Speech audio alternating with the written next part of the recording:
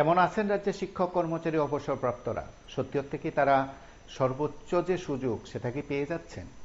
TSCC আজ সাংবাদিক সম্মেলন করেছে। সমন্বয় ভবনে টিএসসিসি এসবি রোডের তরফে সাংবাদিক সম্মেলনে মিলিত হন চেয়ারম্যান, সাধারণ সম্পাদক এবং সংশ্লিষ্ট সকলে। তারা যে কয়েকটি বিষয় উত্থাপন করেছেন সেই বিষয়ের মধ্যে অবশ্যই রাজ্যের শিক্ষক কর্মচারীদের পাওনা গন্ডার হিসাব রয়েছে। চেয়ারম্যান রঞ্জিত রুদ্রপাল, সাধারণ সম্পাদক মহুয়া রায় সহ অন্যান্যরা সাংবাদিক সম্মেলনে প্রতিক্রিয়া ব্যক্ত করেছেন। তারা যে কয়েকটি বিষয় সেখানে উত্থাপন করেছেন তাতে রাজ্যের শিক্ষক কর্মচারীদের দাবি রয়েছে। জাতীয় এবং রাজ্য এই মিলিয়ে মোট 24টি দাবিকে সামনে রেখে তাদের কর্মসূচি হচ্ছে। কর্মসূচি পোস্টারিং, তার পাশাপাশি কর্মসূচি নিয়ে জনমত তৈরি করা, কর্মচারীদের স্বার্থে রাজ্যের মুখ্যমন্ত্রী, মুখ্য সচিবকেও ডেপুটেশন দেওয়া, তার আগে জেলা শাসকের মাধ্যমে সরকারের গোচরে বিষয়গুলো নেওয়ার ইত্যাদি সিদ্ধান্ত সহ সার্বিক দাবিগুলো নিয়ে সংবাদ মাধ্যমের মুখোমুখি হয়ে কথা বলেন টিএসসিসির সাধারণ সম্পাদক রঞ্জিত রুদ্রপাল, সাধারণ সম্পাদক মহুয়া রায় সহ অন্যান্যরা। তারা তাদের প্রতিক্রিয়া ব্যক্ত করতে গিয়ে এই রাজ্যে শিক্ষক কর্মচারী আন্দোলনের প্রেক্ষাপট তুলে ধরেন। তার সঙ্গে তারা আক্ষেপ করে বলেন 2018 সালের পর তাদের সংগঠনের কাজকর্ম স্বাভাবিকভাবে করা হয় না। তাদের দাবি 150-এর উপর কর্মচারী এই সময়ের মধ্যে রাজ্যে আক্রান্ত হয়েছে এই গত কয়েক বছরে। এই তথ্যগুলো যেমন তুলে ধরেছেন, সাংগঠনিকভাবে তাদের সংগঠন অফিস জবরদখল করে রাখা হয়েছে বেশ কয়েকটি, এই কথাগুলো বলছেন। তার সঙ্গে প্রশাসন সরকার কোনো ব্যবস্থা নিচ্ছে না বলে তারা জানান। কেন্দ্র রাজ্যে সেখানে ডিএডিআর ব্যবধান রয়েছে। এ রাজ্যের কর্মচারীদের যেভাবে কেন্দ্রীয় হারে 7ম বেতন কমিশন লাগু হচ্ছে বলে প্রচার করা হয়, কার্যত এখনো তো তারা সর্বোচ্চ 2.72 পাচ্ছেন না। এমন অনেক হিসাব নিকাশ রয়েছে। যারা একেবারে সরকারের ঘনিষ্ঠ, শাসকের ঘনিষ্ঠ, তারাও তো আক্ষেপ করে কর্মচারীদের কথাগুলো বলেন, দাবি দেওয়ার কথা বলেন, পাওনাকড়ির কথা বলেন। সেদিক থেকে আজ সমন্বয় ভবনে টিএসসিসি এসবি রোডের তরফে সাংবাদিক সম্মেলনের আপনারা শুনুন। সাংবাদিক সম্মেলনে সংশ্লিষ্টরা যে বিষয়গুলো উত্থাপন করেছেন সেই বিষয়গুলো সম্পর্কে আপনারা অবগত হন এবং তার পাশাপাশি আরো একবার বলি, নজর রাখুন শুধু PB24-এর পর্দায়। দিনভর নানা বিষয় থাকবে এবং আরো কথোপকথন থাকবে। রাত 9টায় আবারও দেখা হবে লাইভ অনুষ্ঠানে। ততক্ষণে আপনারা সাংবাদিক সম্মেলন দেখুন। আজকে বর্তমান রাজ্য এবং ভারতবর্ষের পরিস্থিতিতে কিছু শিক্ষক কর্মচারীদের জ্বলন্ত সমস্যা নিয়ে আমরা সবসময় আন্দোলন কর্মসূচিতে আমরা থাকি।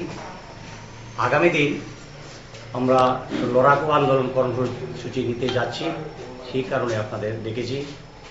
গত 13 এবং 14 আগস্ট 2024 তেলেঙ্গানাতে আমাদের all India state government employees ফেডারেশনের জাতীয় এক্সিকিউটিভ কমিটির আমাদের মিটিং ছিল। সেই মিটিংয়ে আমাদের 10 দফা দাবি, সর্বভারতীয় 10 দফা দাবি নিয়ে আন্দোলন কর্মসূচি ঘোষণা হয়েছে। তার মধ্যে দাবি দিবস হিসেবে আমরা 29শে সেপ্টেম্বর 2024 প্যারেড চৌমুহনীতে আমরা গণঅবস্থানের মাধ্যমে সে জানান দিয়েছিলাম। আজকে এখানে দাবি সনদ আপনাদের সামনে দেওয়া হবে। আমাদের জেনারেল সেক্রেটারি কমরেড মহুয়া রায় সেই দাবি সনদ এবং আগামী দিনের কর্মসূচি সম্পর্কে আপনাদের সামনে আলোচনা করবে। আজকে আমরা একটা বিশেষ মুহূর্তে আপনাদের দেখেছি। আপনাদের মাধ্যমে অনুদানপ্রাপ্ত বিদ্যালয় যেগুলো ছিল সেগুলোর আগে একরকম নীতি ছিল। 2005 সালে একটা রুলস ছিল, সেটাকে পরিবর্তন করে 2022 সালে একটা নতুন করে একটা ত্রুটিপূর্ণ একটা সংশোধনী করা হয়েছে, যার ফলে আমরা দেখছি কাউকে কাউকে সুবিধা পাইয়ে দেওয়ার জন্য উদয়পুর থেকে নেতাজি স্কুলে নিয়ে আসা হচ্ছে কাউকে কাউকে সুবিধা পাওয়ার জন্য। এই বদলি নীতি, যে নতুন বদলি নীতি, এর মধ্যে তারা আদালতের দ্বারস্থও হয়েছেন কেউ কেউ। এই বদলি নীতিকে আমরা মানছি না। এই বদলি নীতি অবশ্যই এটা বাতিল করতে হবে। আমাদের যে মুখ্যমন্ত্রী জন আরোগ্য যোজনা, এটার গাইডলাইন প্রকাশ করতে হবে। এই দাবিগুলো নিয়ে আমরা লাগাতার ধর্মঘট করছি। 27 জুলাই দাবি দিবস করেছি। 16 ফেব্রুয়ারি এই বছর 2024 সালে আমরা যে ধর্মঘট করেছিলাম সারা দেশব্যাপী, এই দাবিগুলো নিয়ে আমরা ধর্মঘট করেছিলাম। আমরা রাজ্যের মুখ্যমন্ত্রীর কাছে, মুখ্য সচিবের কাছে আমরা চিঠি দিয়েছি। আমরা 29শে সেপ্টেম্বর সারা রাজ্যের প্রতিনিধি নিয়ে এখানে আমরা গণ অবস্থান সংগঠিত করেছি। এরপরে আমরা সিদ্ধান্ত নিয়েছি যে আমরা এরপরে দেখলাম মাত্র 5% দিয়ে রাজ্য সরকার দিয়েছেন। এই 29শে সেপ্টেম্বর গণ অবস্থানের পর নিয়ে মোট 30% দিয়ে তারা দিয়েছেন। আর কোনো দাবির প্রতি কোনো রকম কর্ণপাত তারা করেনি। তো আমরা তো চুপ করে বসে থাকতে পারি না, তাই আমরা সিদ্ধান্ত নিয়েছি আগামী দিনেও আমাদের 30%। হ্যাঁ 30%। আমরা আগামী দিনে আমাদের কর্মসূচি আমরা নিশ্চয়ই করব। আমরা সিদ্ধান্ত নিয়েছি যে আগামী 22শে ডিসেম্বর থেকে 31শে ডিসেম্বর সারা রাজ্যে আমরা একটা পোস্টারিং, এই দাবিগুলোর ভিত্তিতে ব্যাপক হারে পোস্টারিং আমরা করব এবং এর মধ্যেই এর প্রস্তুতি শুরু হয়ে গেছে। আমরা দেখেছি যে খোয়াই, কমলপুর, কৈলাসহর, আপনার গন্ডাছড়া, লংতরাই ভ্যালি, কুমারঘাট এবং এই বিভাগগুলো ইতিমধ্যেই তাদের প্রস্তুতি পর্বমূলক সাংগঠনিক কনভেনশন সেরে নিয়েছেন। বাকিগুলিও সেখানে এই সময়ের মধ্যে করবেন। করে 22 থেকে 31শে ডিসেম্বর সারা রাজ্যে আমরা পোস্টারিং কর্মসূচি করব। এর জন্যই মূলত আমরা আপনাদের আজকে ডেকেছি যে আপনাদের মাধ্যমে আমরা সর্বত্র, আপনাদের ইলেকট্রনিক মিডিয়া, আপনাদের প্রিন্ট মিডিয়ার মাধ্যমে সর্বত্র আমরা সরকারের কাছে এই বার্তা আমরা দিতে চাই এবং সারা রাজ্যের জনমানুষের এই বার্তাটা আমরা প্রচার করতে চাই যে আমাদের ত্রিপুরা কর্মচারী সমন্বয় কমিটি রুটের যে অতীত ঐতিহ্য, যে লড়াকু ঐতিহ্য, সেই ঐতিহ্য আমরা বহন করে যেতে চাই এবং এই লড়াই আন্দোলনকে আমরা নিশ্চয়ই আগামী দিনে জানুয়ারি মাস এলে পরে আমরা সিদ্ধান্ত নিয়েছি যে জেলা শাসকের কাছেও এই দাবিগুলো নিয়ে আমরা উপস্থিত হব এবং পরবর্তী সময়ে মুখ্য সচিব এবং মুখ্যমন্ত্রীর কাছেও আমরা যাব। এই কর্মসূচিগুলিকে আপনারা নিশ্চয়ই, আশা করছি আপনাদের কাছে এটাই প্রত্যাশা যে আপনারা আপনাদের এটা কেন্দ্রীয় সরকার দিচ্ছে 20 লক্ষ টাকা, এরকম অনেক ভাতা, বাড়ি ভাড়া ভাতা থেকে শুরু করে বিভিন্ন ধরনের ভাতা যেটা কেন্দ্রীয় সরকার দিচ্ছে সেটা রাজ্যের কর্মচারীরা পাচ্ছেন না বা বিভিন্ন রাজ্যের কর্মচারীরা পাচ্ছেন না।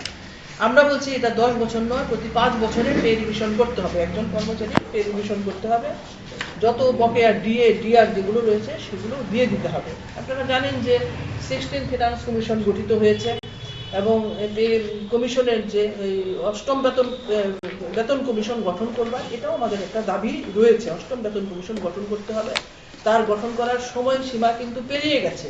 এটা 2026 সালের 1 জানুয়ারি থেকে অষ্টম বেতন কমিশন দেবার কথা।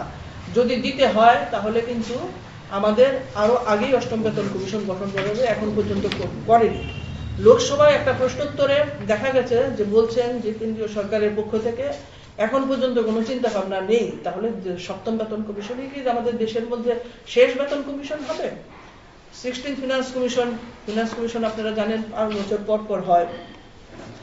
এই ফিনান্স কমিশন গঠন করা হয়েছে 2023 সালের 31শে ডিসেম্বর এবং এটা রাজ্যগুলির মধ্যে গিয়ে ভিজিট করার কথা, আমাদের দাবি দেওয়া শোনার কথা।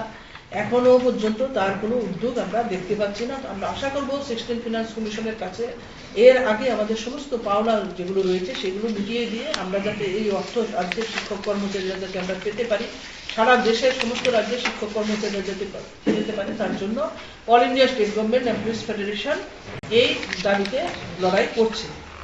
আমরা জানি নতুন 3টি ক্রিমিনাল আইন হয়েছে।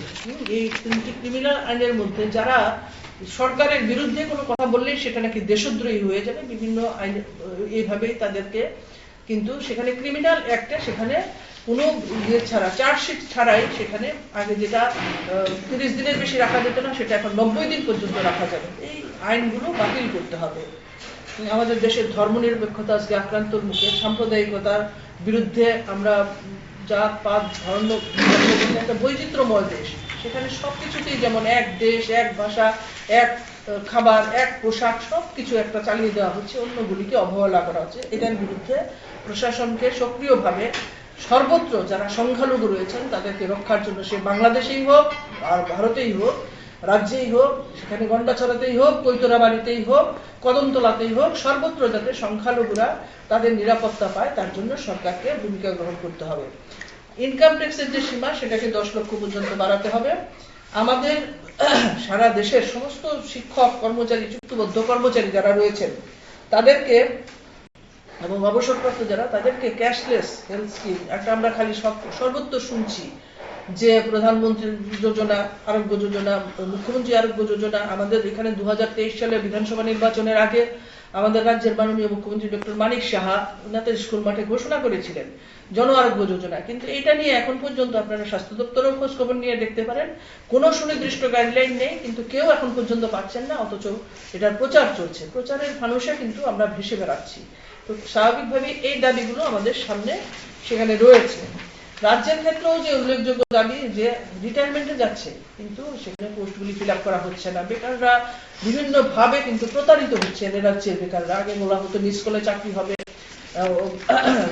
ইন্টারভিউ হবে, কাউকে কোনো কিছু স্বচ্ছ সমস্ত কিছু হবে, কিন্তু আমরা লক্ষ্য করতে পারছি যে টেট পাস করেও কিন্তু তারা পুলিশের লাঠি খাচ্ছেন, জিআরবিটি রেজাল্ট আউট হচ্ছে না, হলে পরে মানুষ চাকরি পাচ্ছে না, যারা পাচ্ছে তারা কিভাবে পাচ্ছে, বাইরে বহির্রাজ্যে, এগুলো পত্রপত্রিকা আমাদের চেয়ে আপনারা অনেক বেশি, সেগুলো আপনারা জানেন।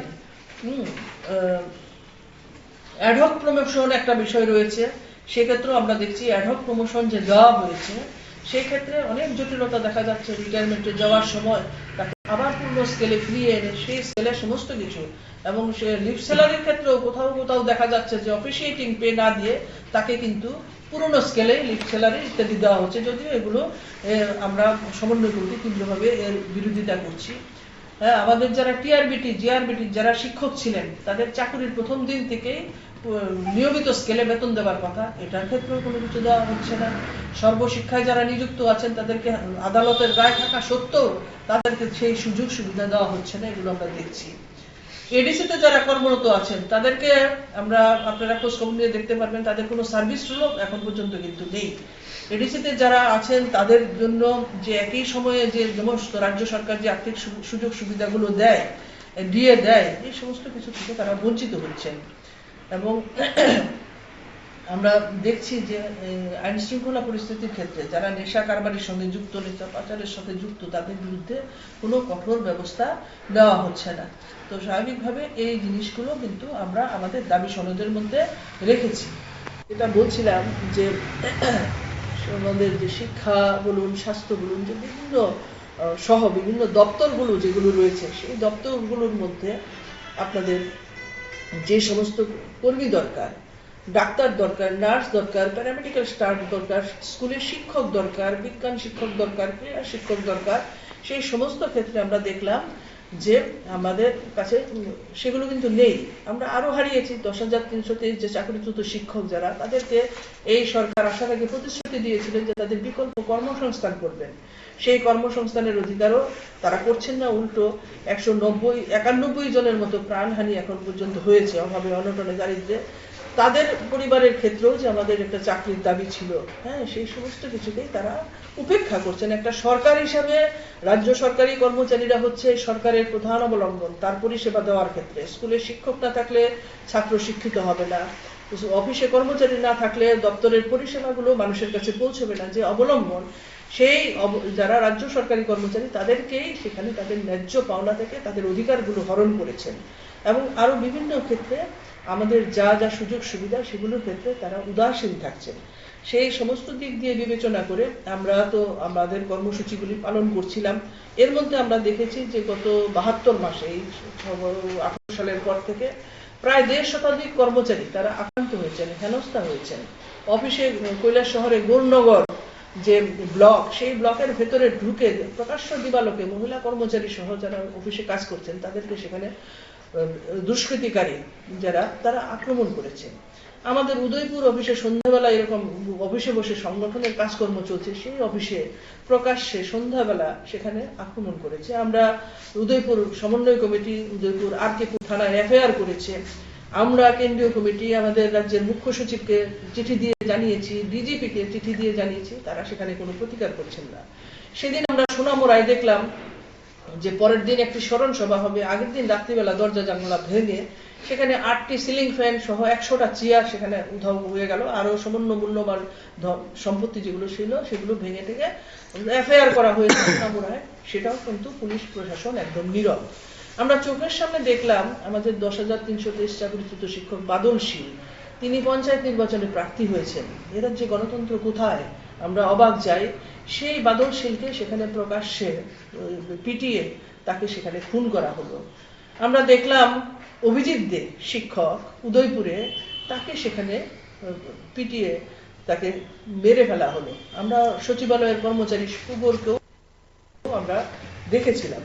এরকম ওই দিন আমরা দেখেছি যে কৃষ্ণপুর স্কুলের ভেতরে একজন শিক্ষককে সেখানে যেভাবে হেনস্থা করা হচ্ছে, আমরা এগুলো দেখে হতবাক হয়ে যাচ্ছি। কোন রাজ্যতে আছে? যে কোনো সময় যে কোনো মানে একজন কর্মচারী, সৎ কর্মচারী, তিনি কিন্তু আক্রান্ত হতে পারেন, শিক্ষক আক্রান্ত হতে পারেন। এই আমাদের নতুন প্রজন্মের সামনে, ছেলে মেয়েদের সামনে একটা অন্ধকার ভবিষ্যৎ এ রাজ্যের সরকার উপহার দিচ্ছে।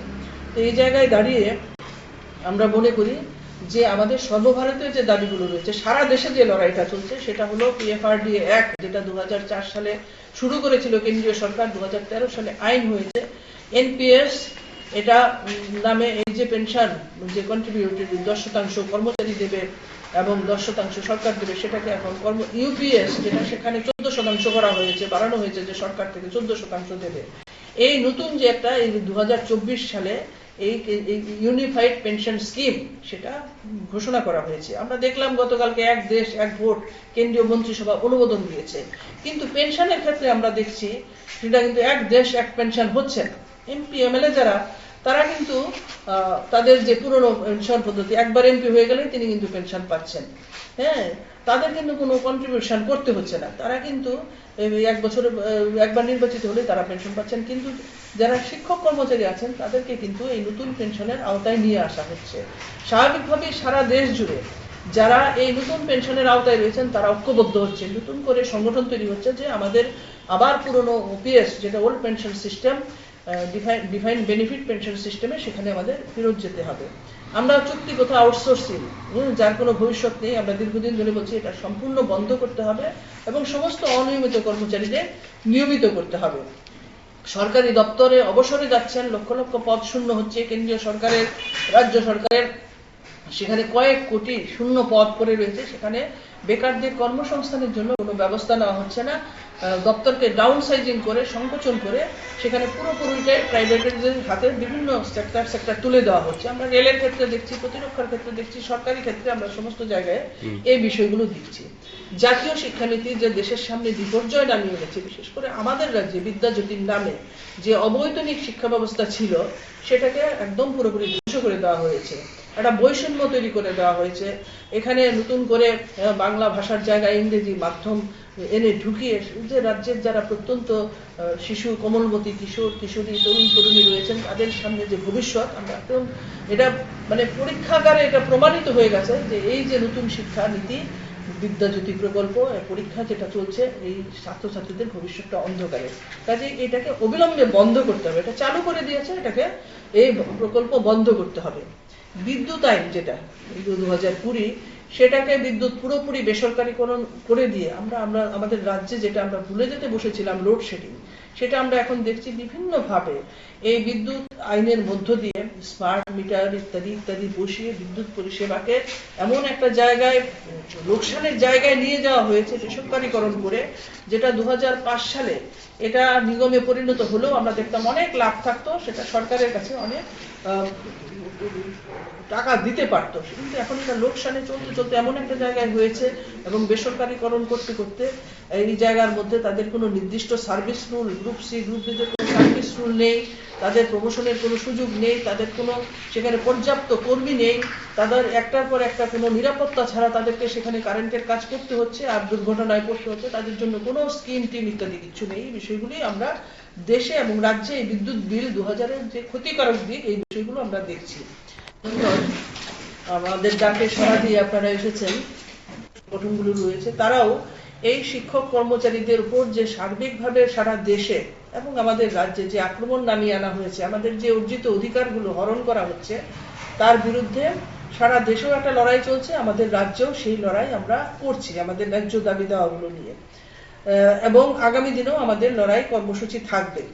এ রাজ্যে 2018 সালে এই সরকার পরিবর্তনের পর, বিজেপি এবং যে IPFT সরকার আসার পর, এবং বিশেষ করে 2023 সালে বিধানসভা নির্বাচনের পরও, এই দুইটা নির্বাচনের পরে ব্যাপকভাবে আমাদের অন্যান্য অংশের জনগণের, গণতান্ত্রিক অংশের মানুষের সাথে সাথে আমাদের শিক্ষক কর্মচারীদের উপর ব্যাপকভাবে আক্রমণ নামিয়ে আনা হয়েছে, এবং যাতে সংগঠনকে একদম তছনছ করে ভেঙে গুড়িয়ে দেওয়া যায়, সেই প্রচেষ্টা চালানো হয়েছে।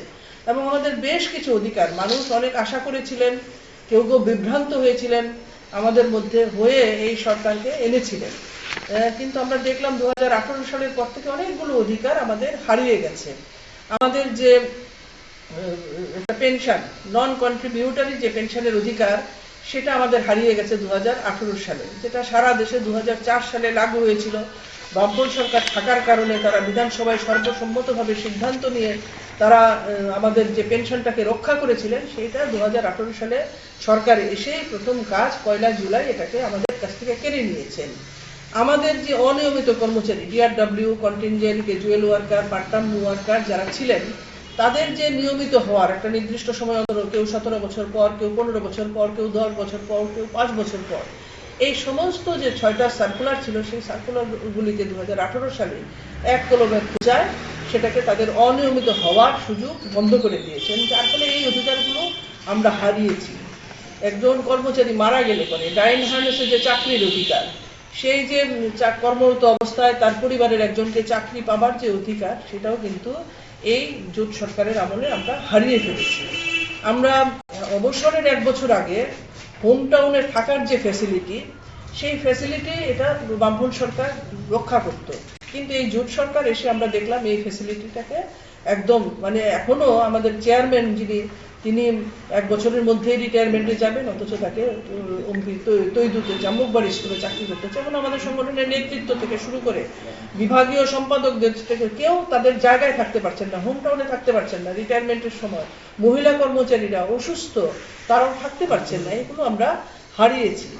আমাদের জন্ম নিয়ন্ত্রণের জন্য একটা স্পেশাল ইনক্রিমেন্ট দেওয়া হতো, সেইটাও কিন্তু এই সরকার এসে, মানে অনেকগুলি অধিকার তারা সেখানে কিন্তু কেড়ে নিয়েছেন। সবচেয়ে বড় কথা, আমাদের আন্তর্জাতিক শ্রমিক সংহতি দিবস, যেটা 1 মে সারা বিশ্বে এই দিবসটা পালিত হয়, এবং এটা দীর্ঘদিন ধরে দেশের মানুষ, এ রাজ্যের মানুষ এই ছুটি ভোগ করে আসছিলেন। 2018 সালের পর এই অধিকার আমাদের কাছ থেকে কেড়ে নেওয়া হয়েছে। ফায়ার সার্ভিস কর্মচারীদের সংগঠন করার অধিকার, অনেক সংগঠন তো মানুষ এমনি এমনি করে না, সংগঠন করে, তার সংগঠিত হয় মানুষের কিছু কারণ থাকে, বিভিন্ন ন্যায্য যে দাবি দেওয়া থাকে, অসুবিধাগুলি থাকে, সেগুলো থেকে নিরসনের জন্য কর্তৃপক্ষের সঙ্গে, এটা বহু প্রাচীন প্রথা যে কর্তৃপক্ষের সঙ্গে দর কষাকষি করে তাদের অধিকার আদায় করার প্রশ্ন, সেই যে আমরা অধিকার যেটা ভোগ করছিলাম স্বাধীনতার পর থেকে, আমাদের এই রাজ্যে যুক্তরাষ্ট্রের সঙ্গে যুক্ত হওয়ার পর থেকে, সেই অধিকার আমাদের এই 18 সালের পরে এই অধিকার কেড়ে নেওয়া হয়েছে। আমাদের যে রাজ্যে আইনের শাসন, যেটা নেশার সাম্রাজ্য চলছে, খুন চলছে, মহিলাদের সম্মান ইজ্জত নিয়ে ঠিকমতো নিরাপদে তারা নিরাপত্তা পাচ্ছেন না। আমরা সংগঠন করবার জন্য যারা সত্যি কথা বলছেন, সংগঠনের পক্ষে মানুষের পাশে দাঁড়াচ্ছেন, যে গণতান্ত্রিক পরিবেশ, যেটা মৌলিক অধিকার, যেটা আমাদের সংগঠন করবার, সেই অধিকার আমাদের কাছ থেকে কেড়ে নেওয়া হয়েছে। রাজ্যে আইনের শাসন বলতে কিছুই নেই, এটা সর্বত্র, এটা সবাই এটা জানেন, বুঝেন, এবং এই অধিকার যেটা আমরা ছিল সেটা আমরা হারিয়েছি। আমাদের যে বছরে 2 বার করে ডিএ পাওয়া, জানুয়ারি এবং জুলাই মাসে, এটা দীর্ঘদিনের প্রথা ছিল। কেন্দ্রীয় সরকার ডিএটা দেয়, এটা তো মূল্য বৃদ্ধি হয় বলে, মূল্য আমাদের বেতন ক্ষয় হয়ে বলে এটা ধরা হয়, এবং এটা সারা দেশের সাথে, এটা তো জাতীয় ব্যাপার, জাতীয় সমস্যা একটা মূল্য বৃদ্ধি, এবং ভোগ্যপণ্যের যে সূচক, সেই সূচককে অনুসরণ করেই কিন্তু এই আমাদের যে মূল্য বৃদ্ধির সাথে সঙ্গতি রেখে আমাদের মহার্ঘ ভাতা বা ডিএ যেটা বলি, সেটা দেওয়া হয়। এখন সেই ক্ষেত্রে কেন্দ্রীয় সরকার এই ডিএ দেন এবং রাজ্য সরকারগুলি সেটাকে অনুসরণ করে। তো সেই ক্ষেত্রে আমরা দেখছি যে এখানে অনেক প্রতিশ্রুতি দেওয়া হয়েছিল, সেই সমস্ত প্রতিশ্রুতি তো একদম, মানে 180 ডিগ্রি ঘুরে গিয়ে সেখানে আমাদের এখনো কেন্দ্রীয় সরকার যখন 53% দিয়ে দিচ্ছেন, আমরা এখনো মাত্র 30% পাচ্ছি, 23% আমাদের পাওনা রয়ে গেছে। তো এই সমস্ত অধিকারগুলো আমরা হারিয়ে ফেলেছি।